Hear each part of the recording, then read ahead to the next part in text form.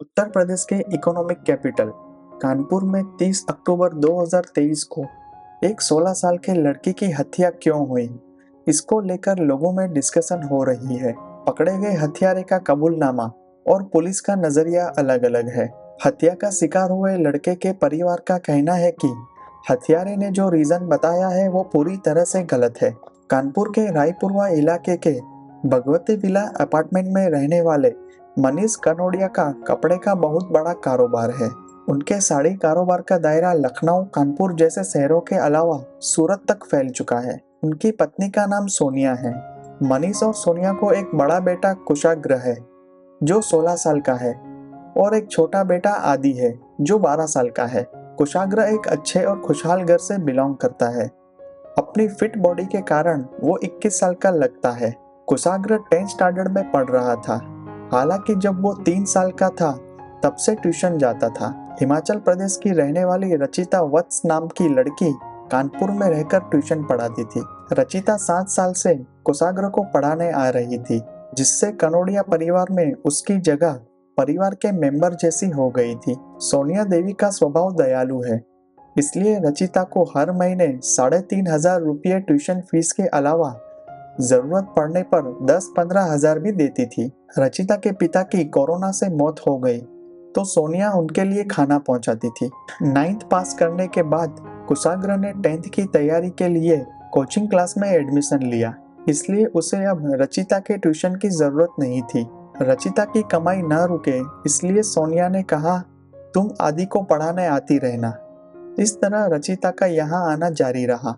जुलाई 2023 में रचिता ने कहा कि आदि मेरी बात नहीं मानता है, इसलिए ट्यूशन का कोई मतलब नहीं है। रचिता ने ट्यूशन बंद कर दिया, लेकिन यहाँ आना जारी रहा। होमगार्ड सुनील शुक्ला ने रचिता को मकान में एक कमरा किराए पर दिया था। रचिता 25 साल की है और सुनील शुक्ला का बेटा प्रभात 26 साल का है। प्रभात थोक बाजार में इलायची और लौंग खरीदता था और छोटे छोटे पैकेट बनाकर दुकानदारों को बेचता था। कोरोना में काम धंधा बंद होने की वजह से वो कुछ नहीं कर रहा था। एक ही घर में अगल बगल के कमरों में रहने वाले दो यंग दिलों के बीच अट्रैक्शन पैदा होना स्वाभाविक है। रचिता और प्रभात पहले से ही एक दूसरे से प्यार करते थे। वो शादी कर लग्जरियस लाइफ जीना चाहते थे। हनीमून के लिए हिल स्टेशन जाने के सपने थे। प्रभात ट्यूशन पढ़ाने वाली रचिता से कहता है कि दिवाली में हमारे पास नई कार होगी। इच्छाएं बहुत बड़ी थी, लेकिन उन्हें पूरा करने की फाइनेंशियल कैपेबिलिटी दोनों में से किसी के पास नहीं थी। 13 अक्टूबर 2023 को कुशाग्र के जन्मदिन के अलावा कनोडिया परिवार में एक बेटी के आने पर मनीष कनोडिया ने एक पार्टी प्लॉट में एक शानदार पार्टी का आयोजन किया और दोनों ओकेशंस को मनाने के लिए बिजनेस फ्रेंड्स को इनवाइट किया। जब सोनिया ने फोन करके रचिता को बुलाया तो रचिता ने पूछा कि मैं अपने एक दोस्त को साथ ला सकती हूँ। तब सोनिया ने हाँ कहा। रचिता प्रभात के साथ पार्टी में आई थी। आला ग्रांड पार्टी में शहर के अमीरों और वाबदार लोगों को देखकर प्रभात दंग रह गया। जगमगाती रोशनी के बीच प्रभात के मन में एक काली योजना का जन्म हुआ। कुशाग्र को विश करते हुए रचिता ने प्रभात का इंट्रोडक्शन अपने दोस्त के रूप में कराया। बर्थडे बॉय के फॉर्म में कुशाग्र सूट बूट पहने एक फिल्म हीरो की तरह लग रहा था। घर लौटते समय प्रभात के मन में एक खतरनाक ख्याल आया। प्रभात का परिवार रचिता को बहू बनाने के लिए तैयार नहीं था। इन दोनों के रिलेशनशिप में जब रचिता प्रेग्नेंट हुई तब प्रभात ने अपने पिता से काफी मिन्नतें की, लेकिन उसके पिता ने शादी के लिए परमिशन नहीं दी और रचिता को अबॉर्शन कराना पड़ा। कनोडिया परिवार का वैभव देखकर प्रभात ने बहुत सोचने के बाद रचिता को गले लगा लिया।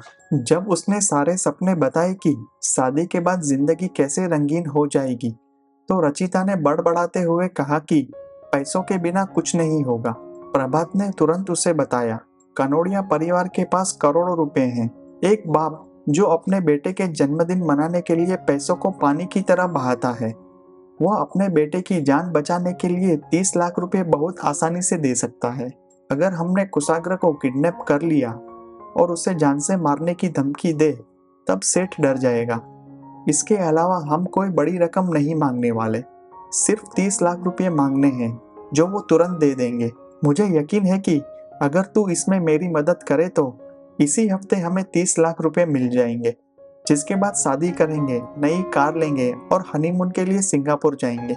इतना कहकर उसने आगे कहा, जब पैसा आएगा तो हम तुम्हारे चाचा के घर हिमाचल प्रदेश चले जाएंगे ताकि किसी को शक ना हो। रचिता मदद के लिए तैयार हुई तो प्रभात ने प्लानिंग शुरू कर दी। कुशाग्र स्कूटर से कोचिंग क्लास जाता था। कुशाग्र फिजिकल फॉर्म से इतना ताकतवर था कि वो प्रभात को भी मात दे दे, इसलिए प्रभात ने पूरी तैयारी कर ली थी। उसने अपने खास दोस्त शिवा को भी पैसों का लालच देके अपने प्लान में शामिल कर लिया। शिवा गुप्ता एक होटल में वेटर था। कुशाग्र रोज रात 8 बजे क्लास से घर आता था। 30 अक्टूबर 2023 की रात वो नहीं आया। उसका मोबाइल भी बंद आ रहा था। सोनिया चिंतित थी। मनीष कनोडिया साड़ी के कारोबार के सिलसिले में सूरत में थे। चिंतित सोनिया उन्हें बुला रही थी। उसी समय किसी ने घर की जाली में पत्थर से बंधा एक लेटर फेंक दिया। इसे पढ़कर सोनिया डर गई। लेटर में अल्लाह अकबर से शुरुआत करते हुए धमकी दी गई है कि अगर आप अपने बेटे को जिंदा वापस लाना चाहते हैं तो हम जहां बताएं वहां 30 लाख पहुंचा दो। अल्लाह पर भरोसा रखो, 30 लाख दे दोगे तो बेटों को तकलीफ नहीं होगी। रात 8:30 बजे रायपुरवा थाने में अपहरण की शिकायत दर्ज कराई गई। कुशाग्र के चाचा सुमित कनोडिया भी आए थे। ये सब देख सोसाइटी का सिक्योरिटी गार्ड राजेंद्र वहां आया। उसने बताया कि स्कूटर से आए एक शख्स ने कहा कि यह नोट मनीष भाई तक पहुंचा दो। मैंने उससे कहा कि तुम जाकर दे दो। उसका स्कूटर मुझे जाना पहचाना लग रहा था, लेकिन आगे की नंबर प्लेट पर व्हाइट कलर लगा हुआ था और पीछे की नंबर प्लेट कपड़े से ढकी हुई थी। जब वो चला गया तो मैंने कपड़ा हटाया और नंबर चेक किया तो पता चला कि स्कूटर आपके यहाँ आने वाली टीचर मैडम का ही है। क्या रचिता ऐसा कर सकती है? यही सोचकर पुलिस को इन्फॉर्मेशन दी कि यह कांड रचिता वत्स का ही लगता है।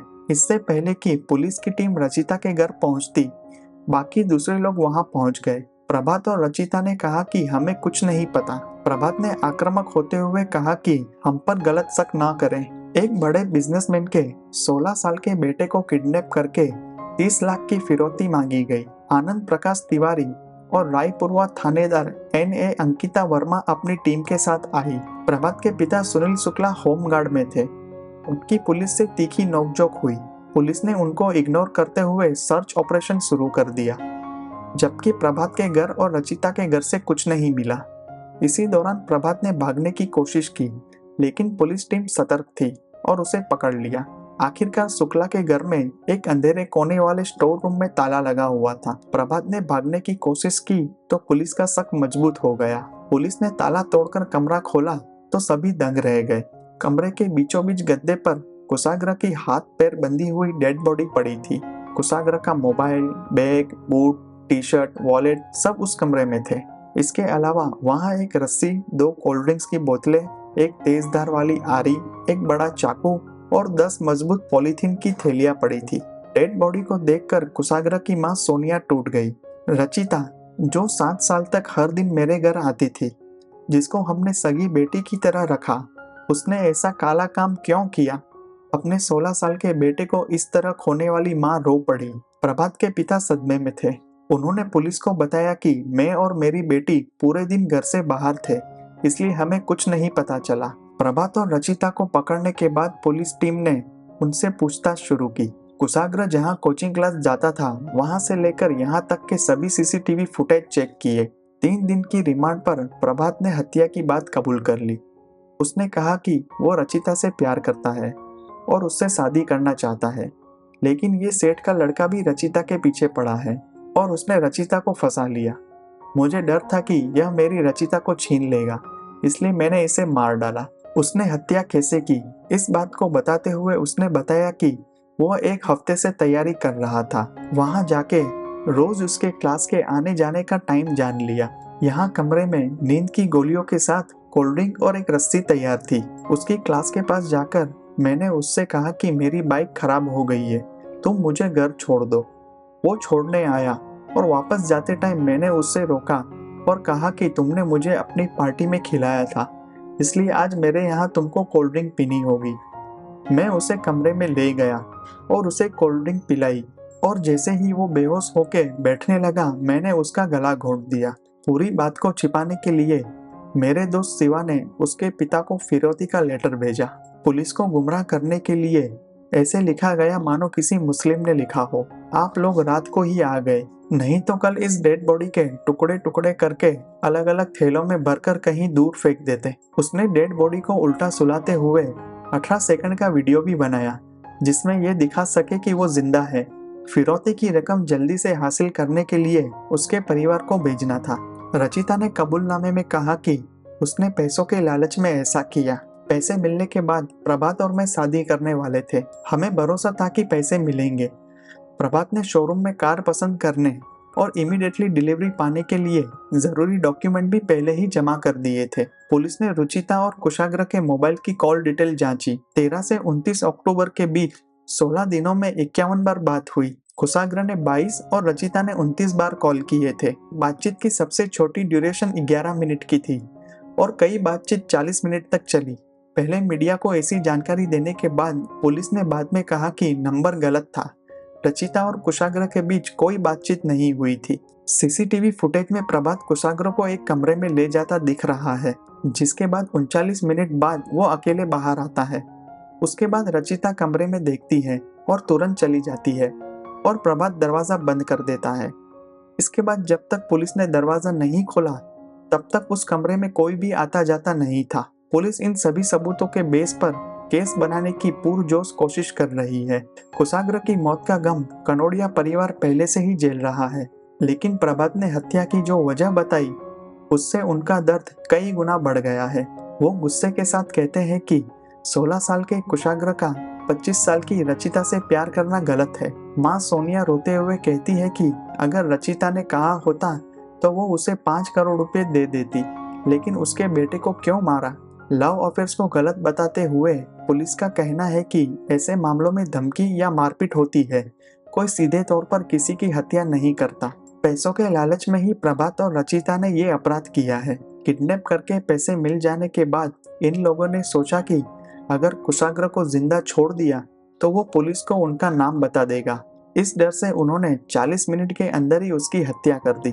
पुलिस ने शिवा गुप्ता को भी गिरफ्तार कर लिया है। समय रहते स्कूटर का नंबर चेक करने और परिवार को तुरंत इंफॉर्मेशन देने के लिए पुलिस ने फ्लैट के गार्ड राजेंद्र को सम्मानित किया। कानपुर सेंट्रल बार एसोसिएशन के प्रतिनिधियों ने दोषियों को कड़ी सजा दिलाने के लिए परिवार के साथ मुफ्त में केस लड़ने का ऐलान किया है।